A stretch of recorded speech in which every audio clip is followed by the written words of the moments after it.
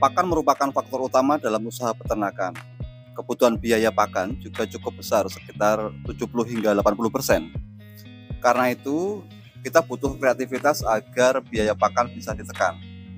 Salah satu cara yang bisa dilakukan adalah memanfaatkan bahan-bahan yang ada di sekitar kita. Selain itu, pakan yang kita berikan juga harus memiliki kadar protein yang cukup agar ternak kita bisa tumbuh dengan baik. Pada video kali ini saya akan memberikan contoh pembuatan pakan fermentasi berbahan ampas ketela atau onggok. Ampas ketela atau onggok ini merupakan limbah padat dari pabrik pembuatan tepung tapioka. Kalau di daerah kami biasa disebut tepung kanji. Limbah ini harganya sangat murah. Saya kemarin membeli satu karung besar seberat sekitar 70 kg dengan harga Rp30.000 saja. Dengan bahan pakan sebanyak ini, dengan harga Rp30.000, bagi saya sudah sangat murah. Semoga di tempat teman-teman tersedia juga ampas ketela ini sehingga bisa mencoba menggunakannya sebagai pakan ternak.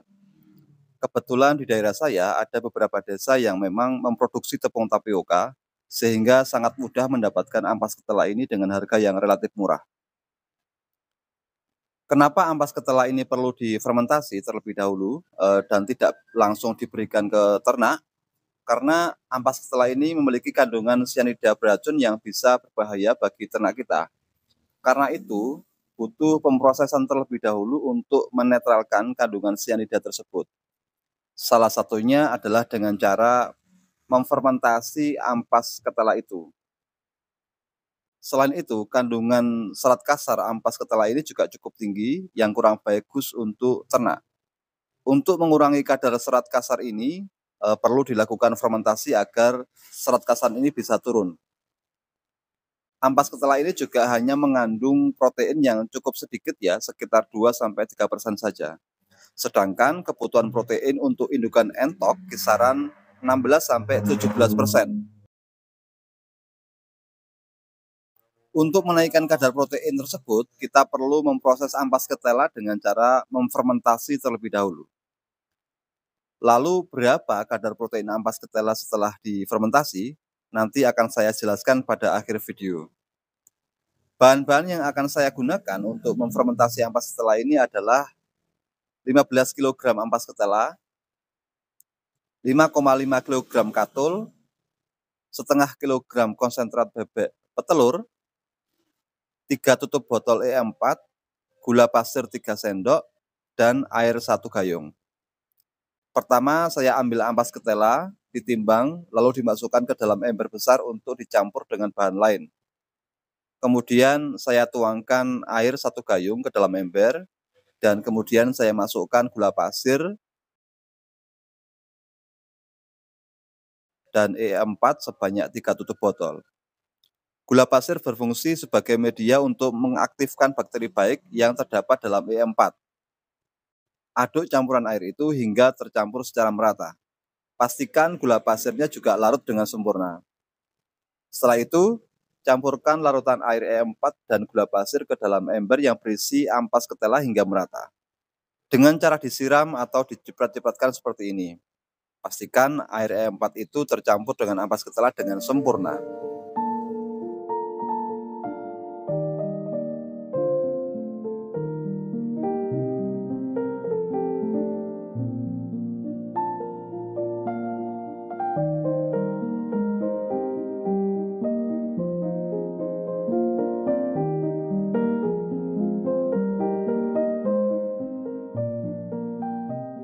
Setelah itu masukkan pekatul dan konsentrat, kemudian aduk hingga rata.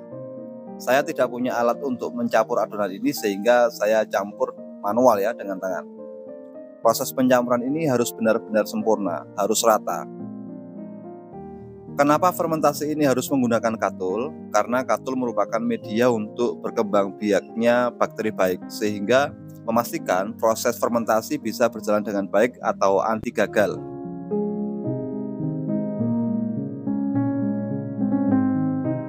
Adapun penggunaan konsentrat adalah untuk meningkatkan kandungan protein dalam campuran pakan ini. Sehingga kandungan protein dari campuran ini setelah difermentasi akan jauh lebih meningkat. Setelah itu siapkan gentong atau tempat yang baik ya untuk menyimpan campuran pakan ini.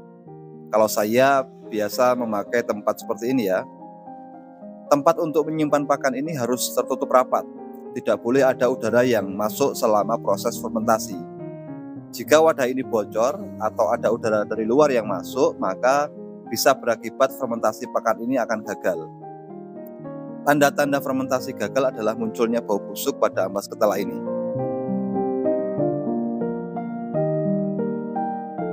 Penyimpanan ini harus ditempatkan di tempat yang teduh dan terhindar dari sinar matahari langsung.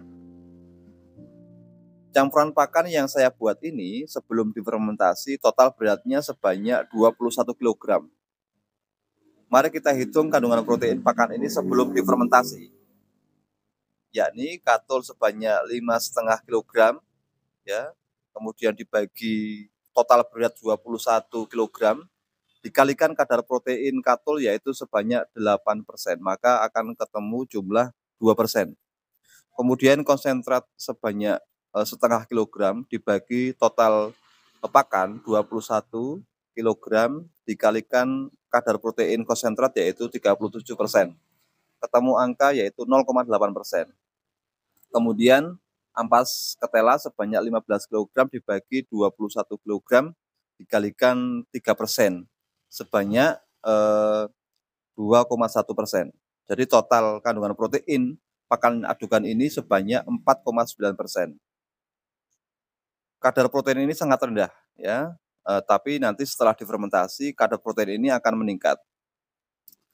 Fermentasi ampas ketela sebaiknya dilakukan selama 6 hari, karena berdasarkan penelitian yang saya baca dari berbagai jurnal, fermentasi 6 hari akan menaikkan kandungan protein kasar pada ampas ketela secara signifikan, mencapai 10 hingga 12%. Bahkan kandungan protein ini bisa mencapai hingga 18%.